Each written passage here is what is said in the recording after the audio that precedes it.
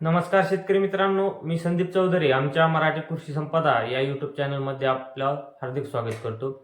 शेतकरी मित्रांनो, आतापर्यंत आपण मागेल त्याला सौर पंप योजनेसाठी जे काही पेमेंटचे मेसेज किंवा पेमेंटचे ऑप्शन आलेले आहे, यामध्ये कोणत्या शेतकऱ्यांनी पेमेंट करावे, म्हणजे पेमेंट करावे की नाही यावरती आपण अनेक असे व्हिडिओ बनवले आहेत.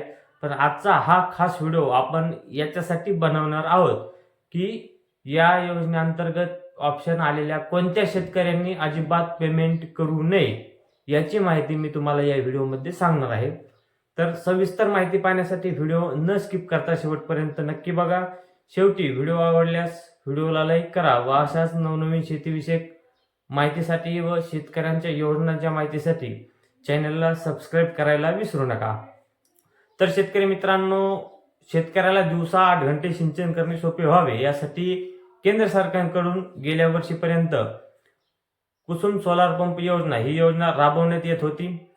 या योजनेअंतर्गत शेतकऱ्याला सोलार पंपचे वाटप केले जात होते. परंतु मागील काही महिन्यापासून राज्य सरकारकडून मागेल त्याला सौर कृषी पंप योजना ही योजना सुरू करण्यात आलेली आहे.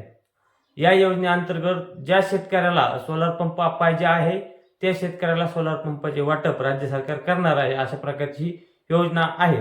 आतापर्यंत ज्या शेतकऱ्यांनी या योजनेसाठी अर्ज दाखल केलेले आहेत अशा सर्व शेतकऱ्यांना पेमेंटचे ऑप्शन हे आलेले आहे. हे पेमेंटचे ऑप्शन सुरुवातीला इलेक्शन पिरियडमध्ये, आचारसंहितेच्या पिरियडमध्येच आलेले असल्यामुळे शेतकऱ्यांमध्ये संभ्रम निर्माण झालेला होता की कुसुमप्रमाणे मेसेज न येता डायरेक्ट पेमेंटचे ऑप्शन कसे काय पोर्टलला आले. त्यामुळे बरेच सारे शेतकरी संभ्रमामध्ये होते, पेमेंट करायला हिचकिच करीत होते, कारण शेतकऱ्याला काही स्पष्ट अशी माहिती मिळत नव्हती. परंतु आपण देखील बऱ्याच साऱ्या व्हिडिओमधून सांगितलंय की ज्या शेतकऱ्याला पेमेंटचे ऑप्शन आले त्या शेतकऱ्यांनी पेमेंट करून घ्यावे. आता आपण याची माहिती कंप्लीट मागच्या व्हिडिओमध्ये सांगितलेलीच आहे. तर कोणत्या शेतकऱ्यांनी पेमेंट करायचे नाही, तर शेतकरी मित्रांनो, आम्ही महावितरणच्या अधिकाऱ्याशी बातचीत केल्यानंतर त्यांच्याकडून असे सांगण्यात आले की ज्या शेतकऱ्यांचं शेतामध्ये कोटेशन आहे, म्हणजेच आपले लाईटचे कोटेशन आहे, म्हणजे ज्या शेतकऱ्याच्या नावावर शेतामध्ये डीपी आहे, अशा शेतकऱ्यांनी या योजनेसाठी पेमेंट करू नये.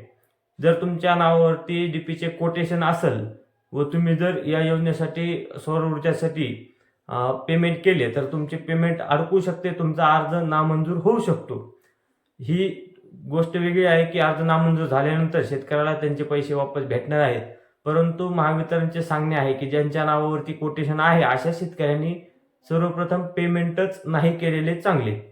त्यानंतर 2 नंबर म्हणजेच ज्या शेतकऱ्यांनी आतापर्यंत कुसुम असेल किंवा इतर कोणतीही योजना असेल त्या योजनेअंतर्गत सौर पंपाचा लाभ घेतलेला आहे, कोणत्याही योजनेतून एखाद्या शेतकऱ्याने आपल्या नावावरती सौर पंपाचा लाभ घेतलेला आहे, अशा शेतकऱ्यांनी देखील पेमेंट करू नये असे अधिकाऱ्याकडून सांगण्यात आलेले आहे.